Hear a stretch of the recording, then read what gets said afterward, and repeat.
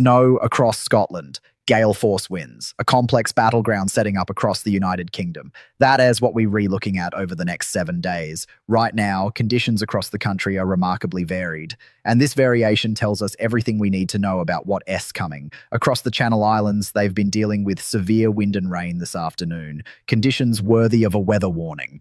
That Atlantic energy is still very much in play. The contrast couldn't be sharper when you look north. Parts of Scotland are already experiencing proper cold. Meanwhile, much of England and Wales has been stuck in that familiar pattern. Temperatures hovering between 3 and 7 degrees Celsius. Rain, mud, damp conditions that seem to define British winters these days. For those in southern England, top temperatures reaching 10 degrees today. Mild air from the Atlantic has been dominating, but that mild spell is about to be challenged in a significant way. Let me explain what's happening meteorologically, because this is where it gets interesting. We have 2 batches of rain moving northwards today. The first one is already affecting central and northern areas of Scotland. There is a brisk wind accompanying this system. Some hill snow mixing in at higher elevations. Showers are grazing western Scotland and the far east of Northern Ireland. Southern Scotland, northern England, the Midlands, and central and northern Wales are seeing dry skies at the moment. A little rain across Norfolk. But the second batch of rain is the one to watch. More persistent rainfall with a strong wind is returning across central and southern areas of England and Wales.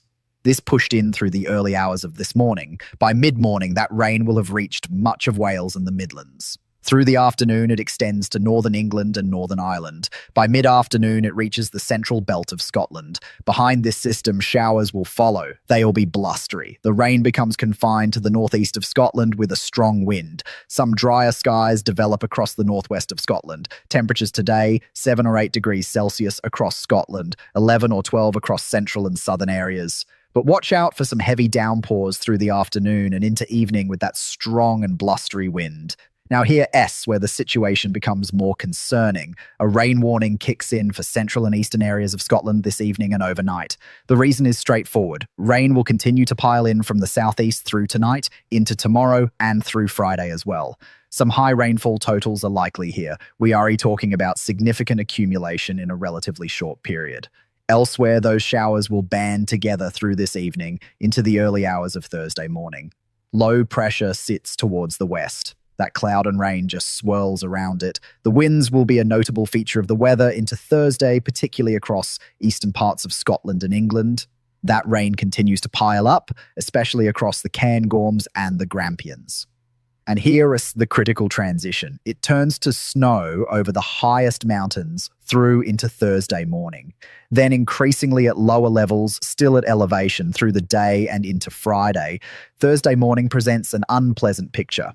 More persistent rain across central and eastern areas. Not a particularly cold start to the day, but unpleasant for many. Showers further west. That wind remains a feature as we head through Thursday morning into the afternoon. The rain warning continues. The rain keeps falling. The risk of flooding increases as the air becomes steadily colder.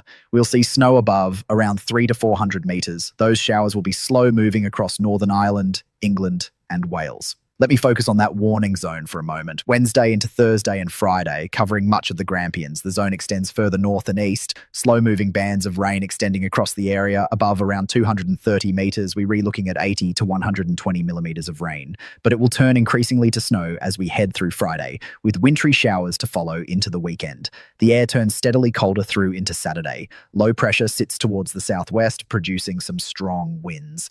Worth noting if you re-out and about through the latter part of the week. Now, I know there has been considerable speculation about snow. Some have been waiting for it. Others are skeptical. Let me be clear about what we are actually looking at. The headline reads, heavy snow in places next week. In places. That is the critical phrase. Not widespread, not across the entire country. In places. This isn't the beast from the east. We were not looking at the sort of conditions that brought the country to a standstill in 2018. Anyone expecting Siberian air blasting across lowland Britain is going to be disappointed. That is not what the models are showing. What we have is a battleground. Atlantic systems from the west, colder air trying to push in from the east. When these two air masses collide, you get interesting weather. Sometimes that means snow. Sometimes it means cold rain. Sometimes it means a mix that frustrates everyone. The cold plunge happening in the eastern United States is strengthening the jet stream. That energy will likely shoot through the Mediterranean, causing low pressure there, but high pressure over Scandinavia. This gives us the potential for cold easterly winds. But here's the thing about easterlies in Britain. They are notoriously difficult to forecast more than a few days out. I've examined the latest models, the UKMO, the ECMWF, the GFS. There is agreement on the broad pattern, low pressure to the south, higher pressure building over Scandinavia, but the devil is in the details. The exact track of these systems determines everything. A shift of 50 miles in a low pressure track can mean the difference between snow and rain, between 10 centimeters of snow and nothing at all, between a significant event and a complete non-event. As we get closer to the event, the forecasts are becoming more moderate. That S, typical. The fantasy forecasts from 10 days out always look more dramatic than reality. That S, not incompetence. That S, the nature of medium range forecasting in a maritime climate. The jet stream is the key. It S, strengthening. When the jet strengthens, it can amplify weather patterns, but it can also shift them rapidly. What looks locked in place 5 days out can dissolve in 24 hours. For Scotland, particularly the Grampians and Cairngorms, snow is coming. That S clear. Above 400 meters initially, then lower. How much lower depends on how quickly that cold air can dig in. If the Atlantic systems keep pushing through, it stays rain at lower levels. If the easterlies establish themselves, it turns to snow. Northern England has potential. The Pennines could see accumulating snow, especially at elevation. But again, it depends on that battleground. Where does the rain-snow line set up? Does it wobble north and south? That is what we're rewatching. Wales will see the transition from rain to sleet to snow on higher ground. Snowdonia, the Brecon Beacons. Lower levels are less certain. For the Midlands and southern England, this looks more like cold rain than significant snow. Temperatures may drop enough for wintry showers. Sleet mixing in, perhaps some snow on the hills. But widespread disruptive snow across lowland areas, the models aren't supporting that at this range. East Anglia, I know some of you have been waiting for a proper winter. You've gone years without decent snow cover. This pattern has potential, but I am not making promises. The track of the low pressure systems will determine whether you see anything meaningful. Let me put this in historical context. Many of you remember the Great Storm of '87. Gusts exceeding 100 miles per hour, 18 people killed, millions of trees felled. This is nothing like that. You remember the Burnsday Storm of '90, 107 miles per hour gusts, 47 deaths across the UK. This isn't that either. The Beast from the East in 2018 brought Siberian air, minus 14 Celsius in places, significant snow across much of the country, including lowland areas, transport ground to a halt. This pattern doesn't have that sort of continental Arctic feed. What we're re-looking at is more typical of British winter weather. Unsettled, changeable, periods of cold, periods of mild. The battleground between Atlantic and Arctic air that defines our climate.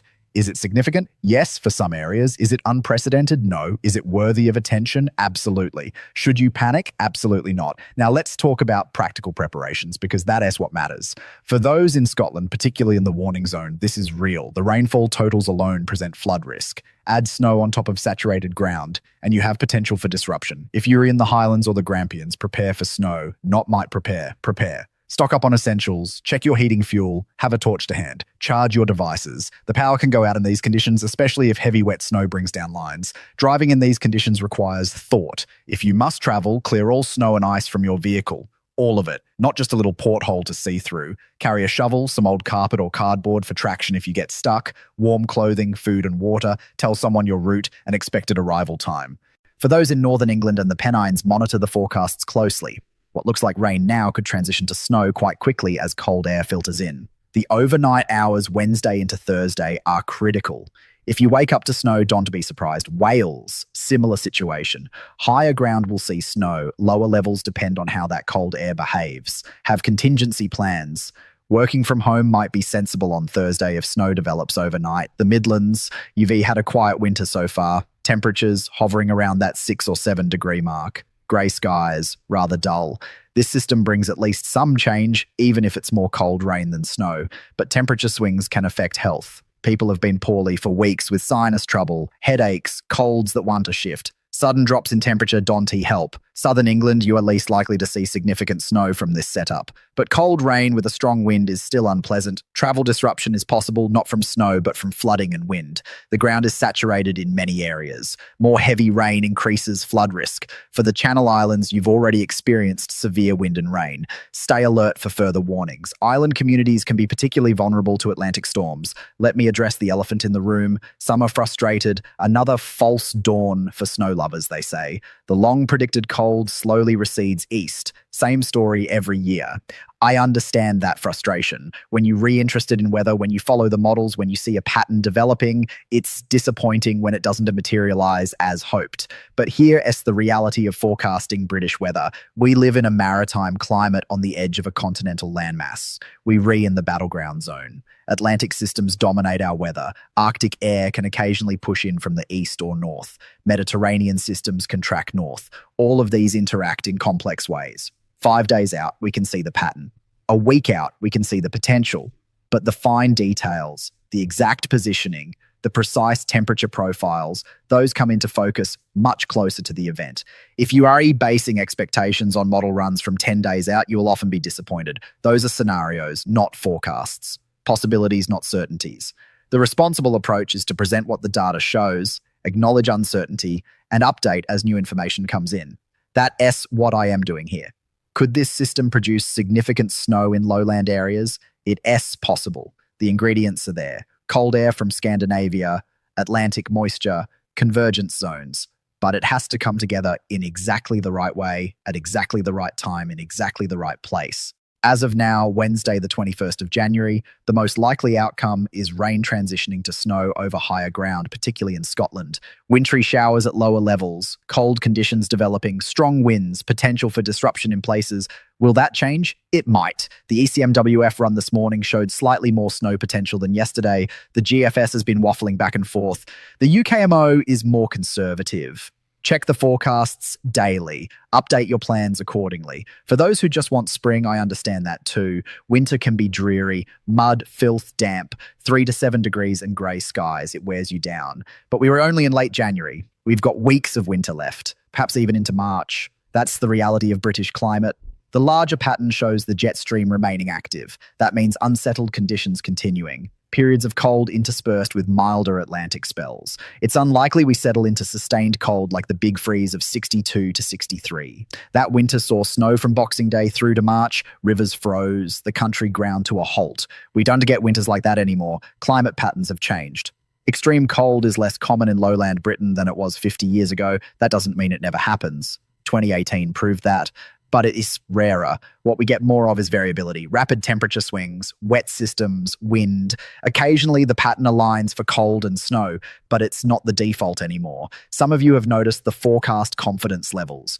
On a scale of 1 to 5, with 5 being highest confidence, this forecast sits around 3 for the next 48 hours.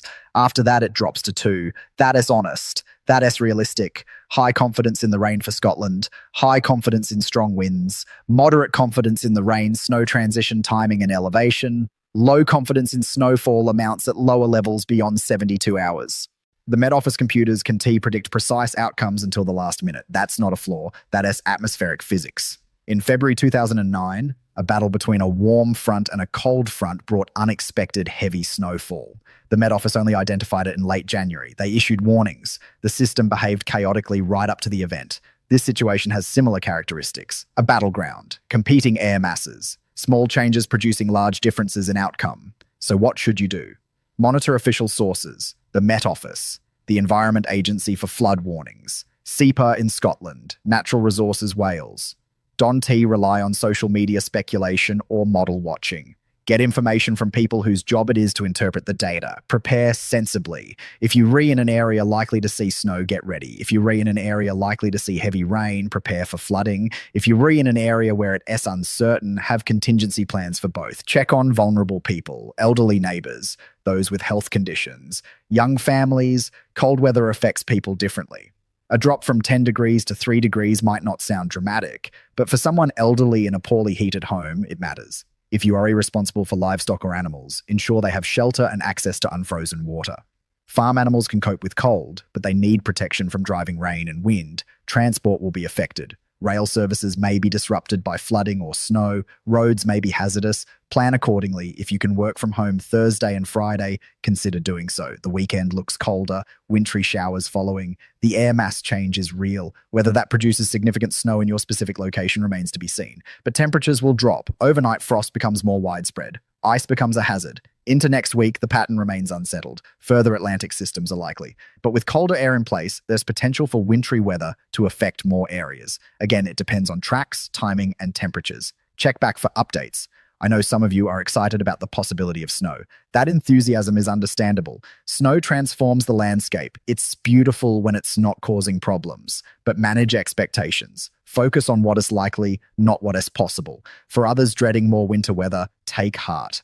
We repass the shortest day. Daylight is increasing, spring will come, it always does, but we have to get through February 1st, and February can be brutal. The key message, stay informed, prepare appropriately, don't panic, don't ignore it either. This is significant weather for parts of the country. Treat it with respect. Remember, British weather is changeable. What looks certain today may shift tomorrow. What looks unlikely might surprise us.